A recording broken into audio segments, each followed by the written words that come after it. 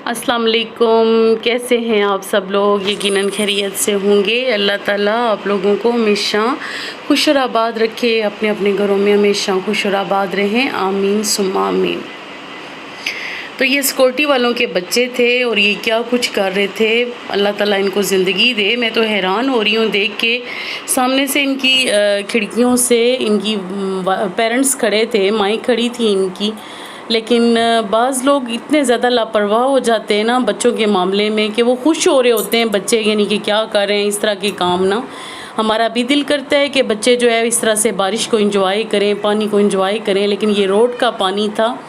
और ख़ैर ये आँखों को बड़ा अच्छा मंज़र लग रहा था, जैसा भी मंज़र था। तो मैंने थोड़ा सा, मैं वॉक कर रही थी तो मैंने वहाँ पे शूट कर लिया। और इधर ईमान फ़ातिमा अपनी सारी चीज़ें टेबल पे सजा के, अपनी जो उसकी जो अपना उसने बॉक्स खोला हुआ था अपनी चीज़ों वाला, अपनी गुड़िया की और अपने जो उसकी गुड़िया के घर थे और जो उनके मेकअप का सामान था। कहते हैं ना कि बचपन से ही जो है ना चीज़ें जो है ना बच्चों को जो समझ आती हैं, जो वो चीज़ें बोलते करते हैं, वो बाद में जाके जब वो बड़े हो जाते हैं तो पेरेंट्स वो चीज़ें दोहराते हैं कि ऐसे ऐसे आपने यूँ किया, ऐसे डॉल का नाम रखा हुआ था, फ़लाँ चीज़ के साथ आपकी अटैचमेंट बहुत ज़्यादा थी। तो ये चीज़ें फिर बंदा जो है ना बड़े होकर अपने बच्चों को बताता है ना। तो ईमान फ़ातिमा की ये भी आदत है कि उसने अपने सारे टॉयज़ के ना नाम रखे हुए हैं। बेशक वो बिल्कुल बेजान है, उनकी कोई उनकी जान नहीं है उनमें, लेकिन वो उसके लिए बाकायदा उससे बातें करते हैं, बताती है कि मम्मा जी ये उदास है, ये खुश है, ये जो है ना खाना खा रहा है, ये भी ड्रेस अप हो रहा है। मतलब ये चीज़ें, क्योंकि आजकल लॉकडाउन की वजह से उस तरह से बच्चे बेशक ऑनलाइन क्लासें वगैरह लेते हैं या जो भी करते हैं, लेकिन वो चीज़ तो बिल्कुल भी बच्चों के अंदर से ख़त्म होगी ना, जो उनकी रेगुलर थी, जो उनकी रूटीन थी, उस चीज़ से तो वो हट गए बहुत ज़्यादा। तो अब वो जो चीज़ें उनके अंदर हैं, मतलब वो चीज़ें उभर के सामने आती हैं जब वो आप उनके साथ थोड़ा सा टाइम गुजारो ना, घंटा डेढ़ घंटा फारिग बैठ के, बिल्कुल सारे काम काज छोड़ के, इवन कि अपने मोबाइल को भी बिल्कुल एक साइड पर रख के जब उनके साथ आप टाइम गुजारो ना, फिर आपको अपने बच्चों के अंदर की क्वालिटियों का पता चलता है, खामियों का पता चलता है। और उस टाइम पे बंदा उनको बहुत कुछ टीच कर सकता है, बहुत कुछ उनको बता सकता है कि ऐसे करें, ऐसे करें, ऐसे करें। तो वो सुनते भी बहुत दिलचस्पी के साथ हैं, अगर उनके साथ बच्चा बन के ही उनको समझाया जाए। तो ये मेरा कहना है। और मैं मतलब इस तरह के आर्टिकल और इस तरह की वीडियोस और यूट्यूब से भी मतलब चीज़ें ढूंढ के ऐसी चीज़ें देखती रहती हूँ कि मतलब बच्चों के साथ किस तरीके से जो है ना हमारा बिहेवियर होना चाहिए, कैसे उनके साथ हमें बैठना चाहिए, ये वो सारा ना। तो मैंने यही चीज़ सीखी है कि डियर सिस्टर्स, जब भी आप अपने बच्चों को पढ़ाने लगें या उनके साथ खेलने लगें या उनको जब आप वक्त देने के बारे में सोचें तो उनको पूरा वक्त दें, उनको पूरी तवज्जो दें। मतलब बेशक वो आधा घंटा हो 2 घंटे हों। वैसे तो बच्चे सारा दिन हमारे पल्लू के साथ बंधे होते हैं, हमें पकड़ रहे होते हैं, हमें यानी ये चीज़ें समझा रहे होते हैं, बता रहे होते हैं, लेकिन हम उन्हें ना झटक रहे होते हैं कि जाओ जाओ, अच्छा ठीक है अभी करते हैं ये वो, इस तरह यानी कि नहीं करना। जब आपने उनको इस ख़ास तौर पे जिस एज में मेरी ईमान फ़ातिमा है, यानी कि 5 साल से 6 साल की उम्र के जो बच्चे होते हैं, उनका सीखने का 7 साल की उम्र के बच्चों के सीखने का अमल बहुत तेज़ी से जारी होता है। मैं अक्सर चीज़ ये महसूस करती हूँ कि जो अल्फाज मैं ख़ुद यूज़ करती हूँ वही मेरी बेटी अल्फाज यूज़ करती है। इवन कि कोई गलत अल्फाज जैसे मैंने किसी के लिए इस्तेमाल कर लिया एक दफ़ा और उसने सुन लिया, तो वो वही दोहराती है जो मैं मतलब दोहराती हूँ या जो मैं कहती हूँ ना। इसलिए जो है ना बहुत सारे बड़े लोगों से, बुज़ुर्गों से, मतलब इसी तरह आप लोग भी खैर करते होंगे, लेकिन जो मैं करती हूँ, क्योंकि ये मेरा चैनल है और मेरी मर्ज़ी है तो मैं तो आप लोगों के कान खाऊंगी ना तो मेरे पास तो आज बड़ा ज़बरदस्त टॉपिक हाथ लगा हुआ है। तो बातें तो मुझे आपसे करनी है बहुत सारी ना। हम माई भला क्या करती हैं, हम ना डाइनिंग टेबल पे भी बैठे ना खाना खिलाने के लिए बच्चों को, तो साथ अपने ना कोई काम निकाल लेती हैं। कुछ और काम ना निकाले तो मोबाइल ही उठा लेती हैं कि चलो, मतलब हम ख़ास तौर पे यूट्यूबर्स जो है ना, हम कहते हैं चलो 1-2 की वीडियो वॉच करके ना उनको सेंड कर देते हैं इसी उसमें ना। लेकिन ये नहीं करना डियर सिस्टर्स। ख़ास तौर पे मेरी जैसे अभी जो चैनल चला रही हैं, जो मेरी न्यू यूट्यूबर्स सिस्टर्स हैं या जो पुरानी भी हैं, वो भी यानी कि सुन लें कि इस तरह से बच्चे बहुत ज़्यादा इग्नोर होते हैं। और ये मैंने बहुत ज़्यादा सबक सीखा है, ये हकीकत बात है कि बच्चों को बहुत ज़्यादा फुल टाइम देना पड़ता है ना। तो यहाँ पे बड़ी बड़ी शख्सियात की भी मैं मिसाल दूँगी कि उन्होंने अपने बच्चों की तरबियत कैसे की ना। एक बड़ी शख्सियत गुज़री हैं हमारे पाकिस्तान में। उन्होंने एक दफ़ा अपने बच्चों के बारे में बताया कि मैं अपने बच्चों को ना थोड़े से पैसे दिया करता था और कहता था कि ट्रेन का सफ़र करो ना, ट्रेन का सफ़र करके आप कॉलेज जाओ ना। तो सब कहते थे कि क्यों, मतलब आप इनको कॉलेज इस तरीके से क्यों भेज रहे हैं ना, ट्रेन के ज़रिए क्यों भेज रहे हैं। तो मैं कहता था कि इससे जो है ना ये लोग सीखेंगे कि एक आम इंसान कैसे जीता है, उसे कितनी तकलीफ़ का सामना करना पड़ता है, उसे गर्मी सर्दी सब बर्दाश्त करनी पड़ती है। तो मैं इसलिए ये काम करता हूँ।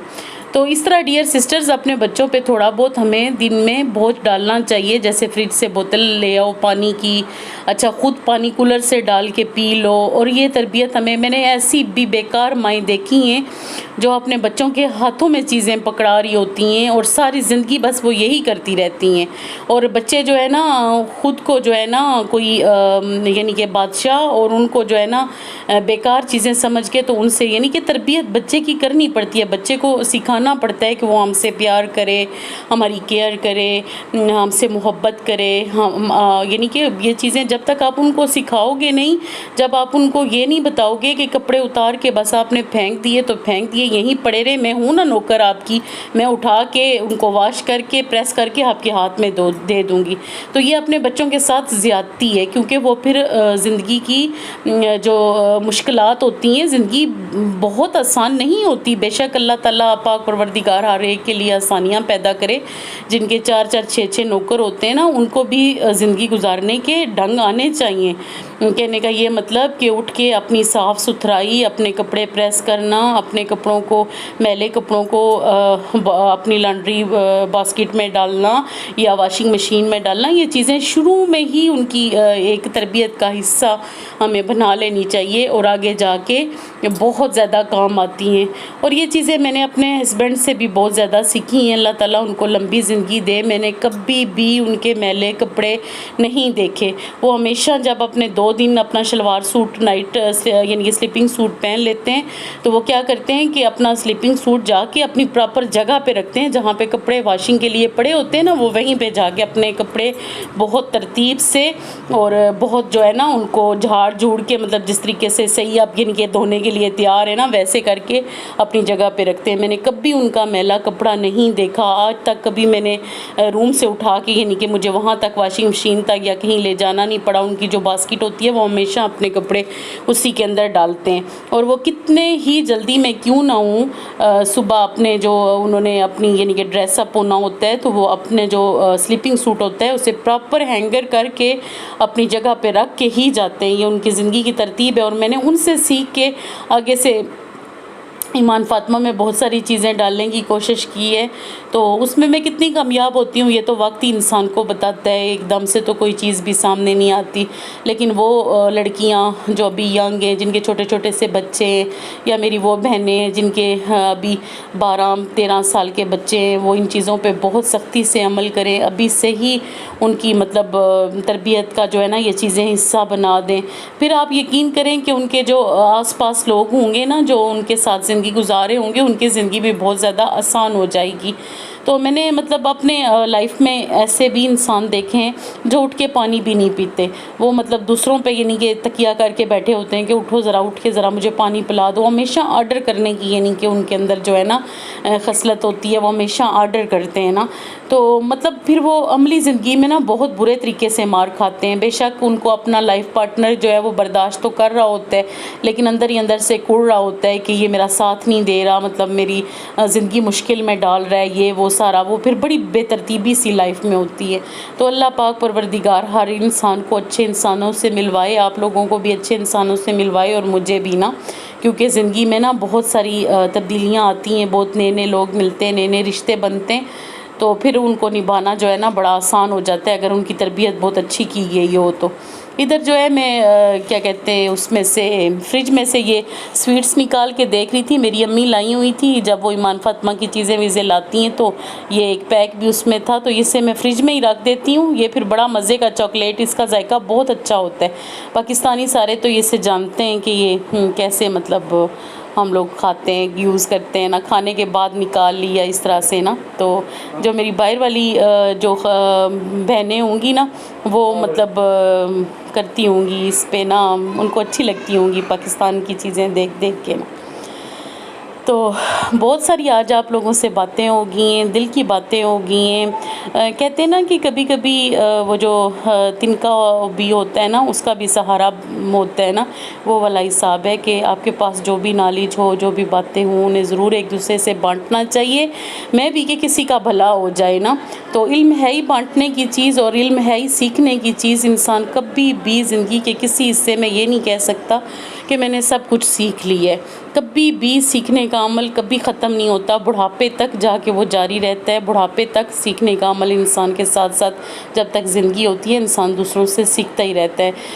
असल में ये बात है कि मैं जब भी आप बहनों की या अपनी फ्रेंड्स की जो भी वीडियो देखती हूँ, तो उससे मैं कुछ ना कुछ सीखती हूँ। जब मैं खुद सीखती हूँ तो मैं चाहती हूँ कि जो चीज़ें मेरे पास हैं वो आप लोग भी सीख लें, तो अच्छी रहती हैं।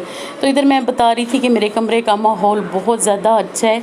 तो यहाँ पे मेरे किसी बहुत प्यारे बंदे को ड्रिप भी लगी थी, तो ये इसके साथ ना ज़ारबन बांध के ना, ये जो पर्दे वाला जो हैंडल नहीं होता, इसके साथ ज़ारबन बांध के, तो उसने जो लड़का आया था उसने बड़े मज़े से, बड़ी ट्रिक से ये बांध लिया यहाँ पे। तो वो वहीं का वहीं अभी तक बांधा हुआ है। वही मैं असल में आपको दिखाना चाह रही थी कि ये कितनी ज़बरदस्त ट्रिक है। जब आपके पास यानी कि अल्लाह माफ़ करे कि कुछ और नहीं, स्टैंड वगैरह नहीं था, तो उसने लड़के ने ये बांध लिया। जब मैं रूम में गई तो मैंने देखा, मुझे बड़ा वो हुआ। मैंने कहा देखो ये लोग मेडिसिन से रिलेटेड या मेडिकल से जो रिलेटेड लोग होते हैं, उनके पास कितने आइडियाज़ होते हैं ना। तो बस ये इधर उधर की कुछ बातें थी और कुछ जो है ना गपशप थी। Okay dear sisters, take care, अल्लाह हाफिज़। अगर आप लोगों को मेरे व्लॉग पसंद आते हैं तो प्लीज़ लाइक और मेरे चैनल को सब्सक्राइब कीजिए। अल्लाह हाफिज़।